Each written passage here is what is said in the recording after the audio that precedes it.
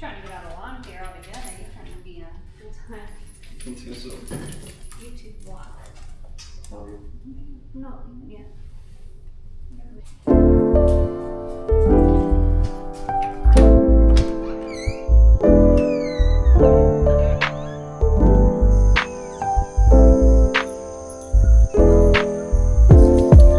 So the truth is like, this is actually my last few minutes of peace before the craziness of the week gets going.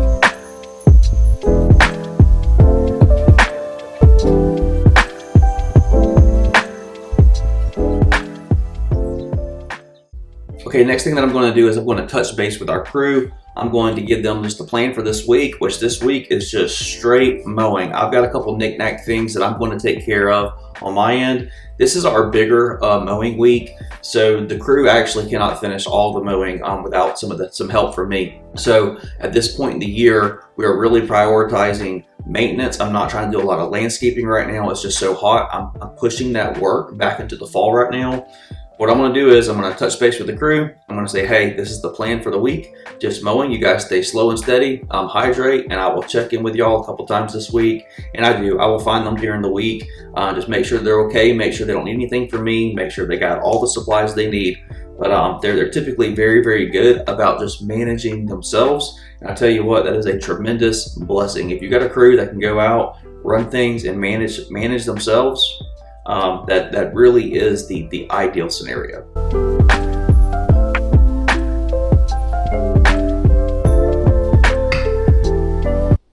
She looks like she did something. You look like you did something. So while I'm trying to make a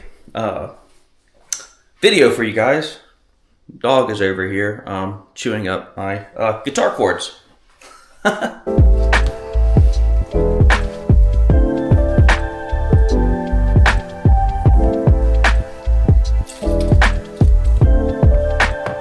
Okay, so we got a new property on the schedule today. It'll be the first service for this place. I actually want the crew to meet me on site this morning at this place just to kind of give them a lay of the land. I typically don't do this for first services, but this is a year-round service for us. This is somebody who I'm putting on a year-round agreement. It's kind of a bigger property. There's more going on, and I just want to get on the same page with the crew. But by meeting the crew there and walking through the property, it just goes ahead and sets the expectations for the service for the place. And I've also found that typically whenever people are the most critical of their service, it's usually in those first one or two services. They don't know you. They want to make sure that you're going to do a good job.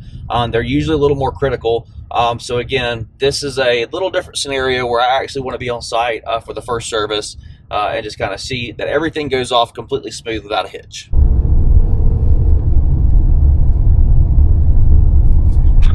Good morning. Hey, good morning. How you doing? Good. You have a good weekend? Oh yeah, it was relaxing. I didn't do any work this weekend. I wish it was the same for me, man. I was sitting here getting mad just listening to you. Have y'all rolled out of the shop yet? No, sir. I'm loading up now, waiting on Devin to show up. Okay, very good. If y'all will meet me at there's a new address. It's not on the schedule for today, but we are going to provide a service for this place. It's a super nice yard across from that field we used to mow on Quintet. Okay. It's across from the field in that Jernigan Acres subdivision over there. But I kind of just want to walk y'all through the property. This is a year-round service for us. Like a year-round agreement. It's a little bigger property. It's like an acre. It's a nice place. The flower beds are all very well maintained. Everything looks good, but I kind of just want to walk y'all through that place for the first service and just make sure everybody's on the same page there. So Sounds good. all right, man. We'll see you. Bye. Okay, so we will meet up with the crew really quick on site over there. I'll walk them through everything, and then we will get our day going. Okay, so this is going to be our home right here. I see the hedges, the holly over on the left side needs to be trimmed up. Possibly some sod work here in the future. The rest of the shrubs actually look pretty good. So yeah, initial service here. We'll wait for the crew to get here. We'll walk the yard together, and what I like to do is I like to kind of document the condition of the property once we take it on. So there's kind of like a baseline, and we know, hey, are we improving the property since we've had it, or did we take over the property and the whole thing just goes to heck? That never happens. But again, it's just always a good idea to at least have a baseline whenever you take over the property.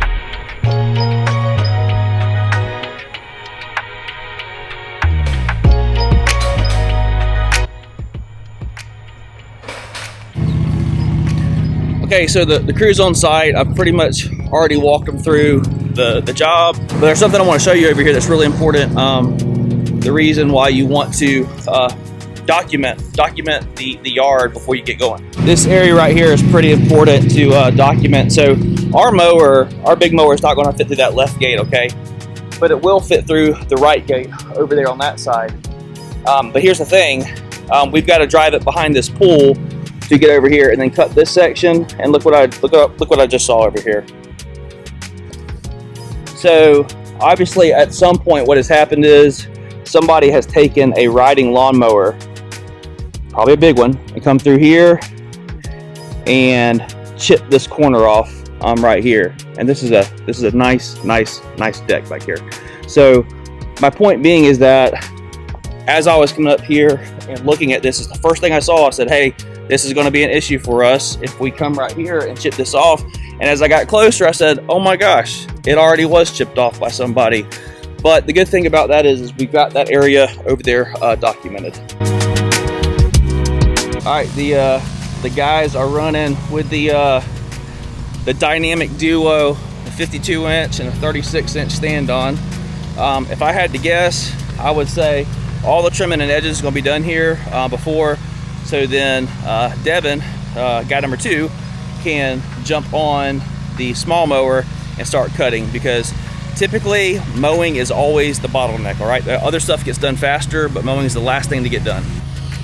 Okay, so while the guys are checking the time on this place for first service, I had Justin just go ahead and put this property on the stopwatch. That way we're gonna get an accurate time for this place. He'll let me know, say, hey, this is what we finished it in. I was thinking 45 to 50 minutes myself, all in on this place.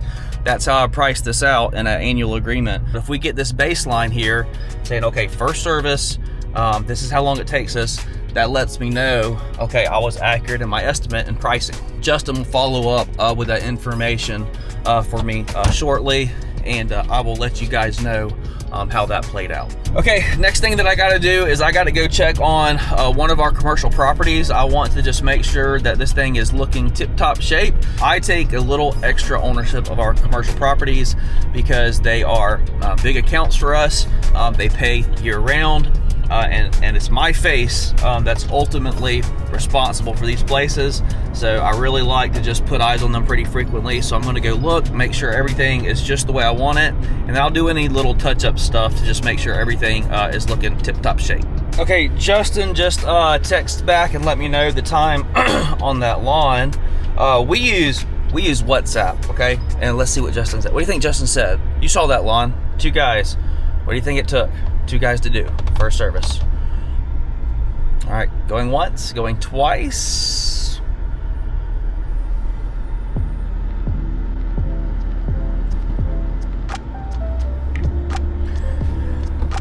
43 minutes. I budgeted between 45 and 50 minutes.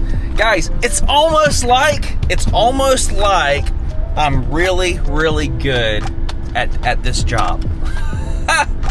Nah, but seriously, man, that's perfect. That's exactly what I thought it was going to be. First service typically takes a little bit longer than other services, so we're probably going to be shaving off closer to 39 minutes once it's all said and done. And again, I'm not that big of a stickler on minutes. I'm really not. But I just want confirmation on the first service that, hey, that I didn't really screw this thing up by pricing this work incorrectly. And at 43 minutes, I was dead nuts on the estimate as what it would take 2 guys to get that place looking good. So I feel really good about that. Let me wrap up one other thing over here at this ball field.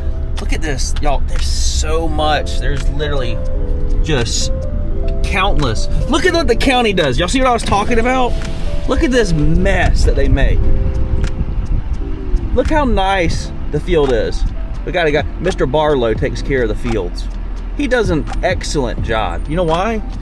Because he maintains them. The county comes out here and just hacks this stuff.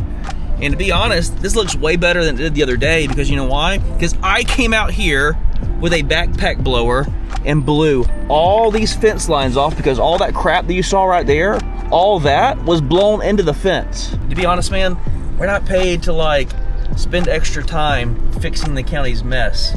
But at the same time, like, it's a reflection of me whenever it doesn't look good.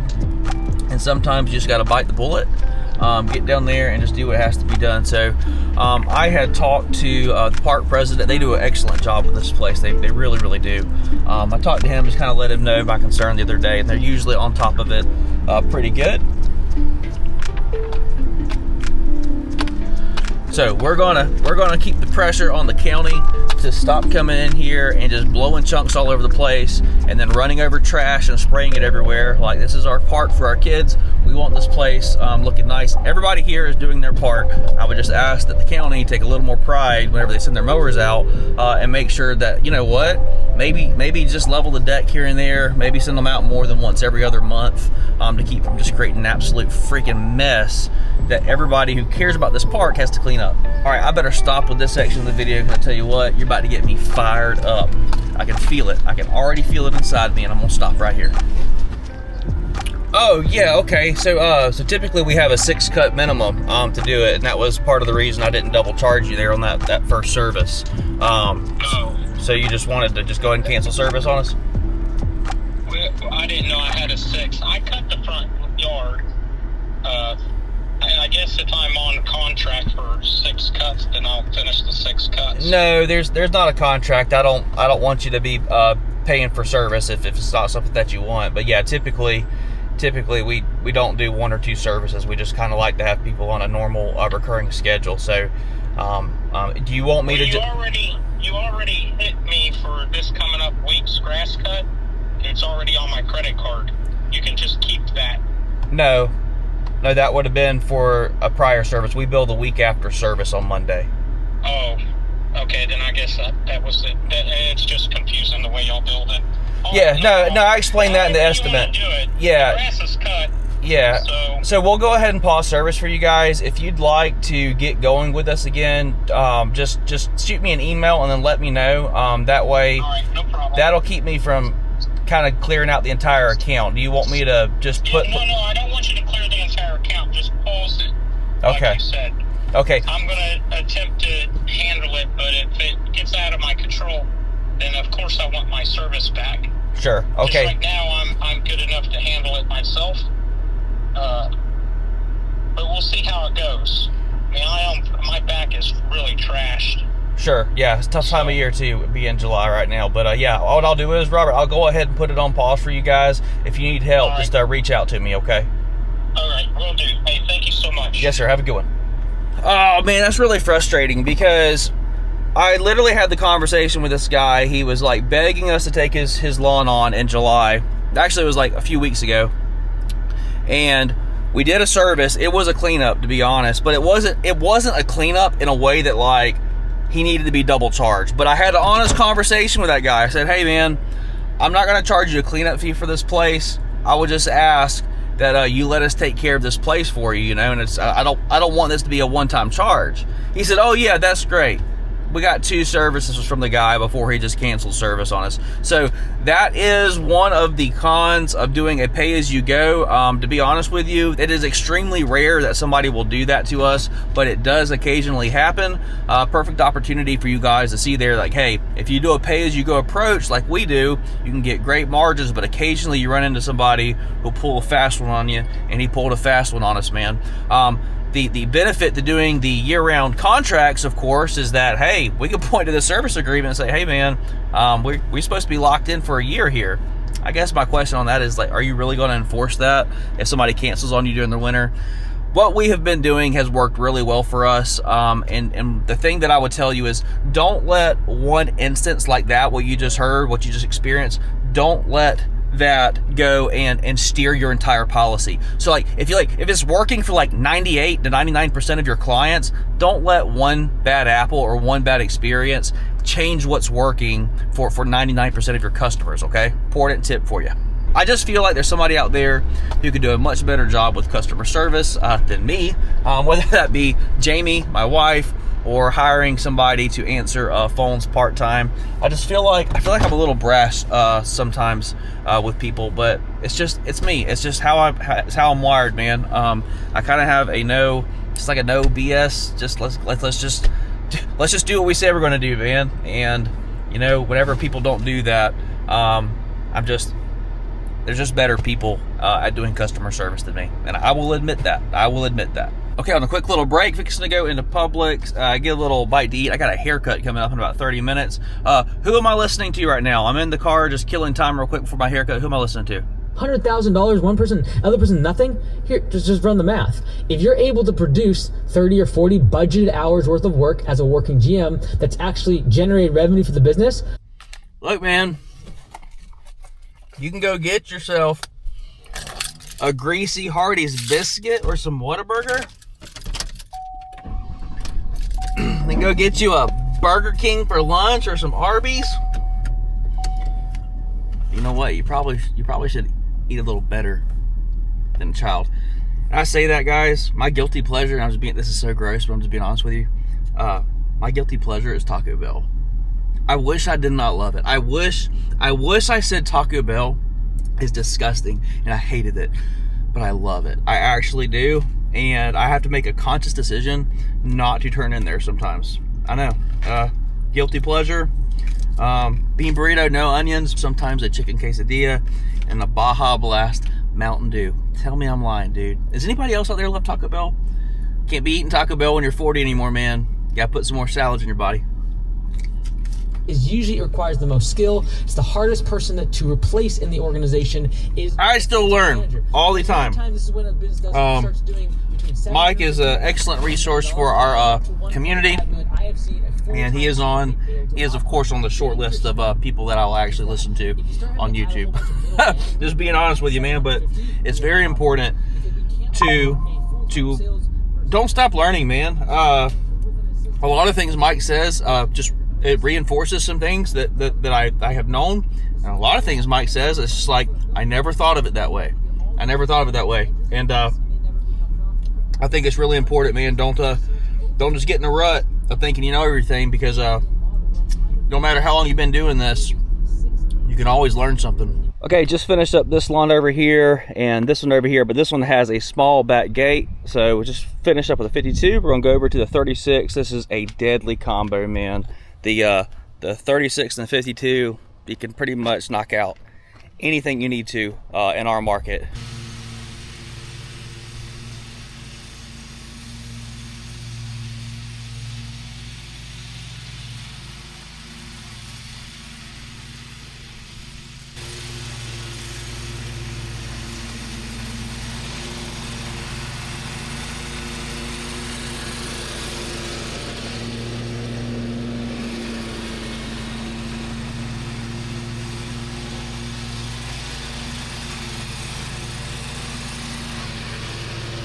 Okay, fixing to get both of these yards weeded up, but I hope you can see in this video that 36, it's a must-have in our market.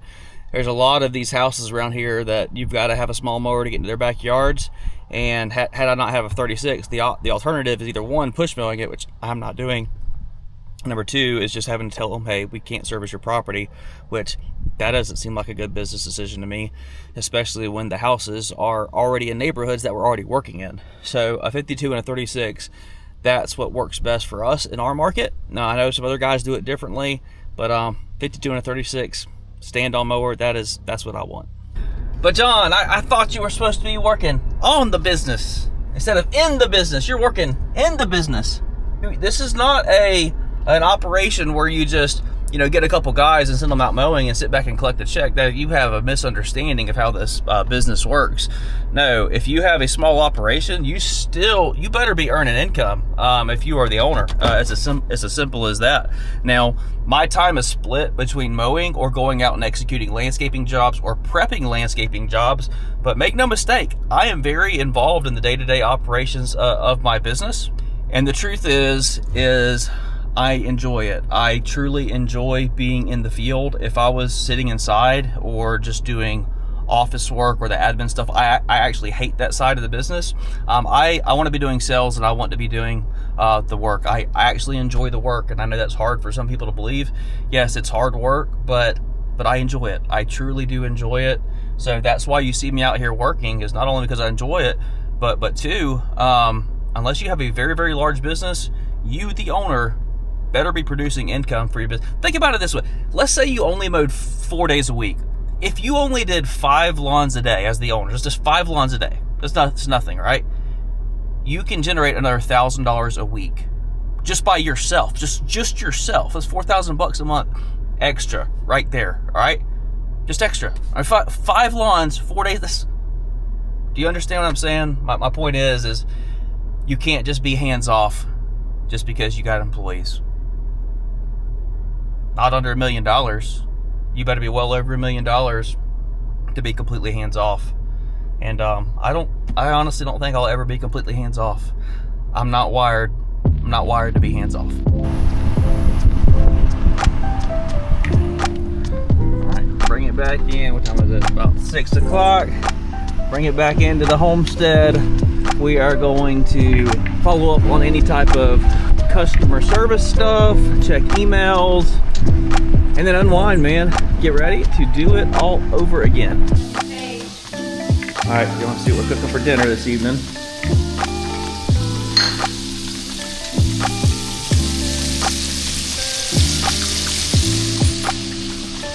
Right, John. Oh, so good. Did you catch it? I did. I caught it. I caught it. At the supermarket? I caught it at the supermarket. Caught it at Rolla's. Mm-hmm. Alright, she's looking for All right, that. that's basically it. That is standard, par for the course. See y'all tomorrow.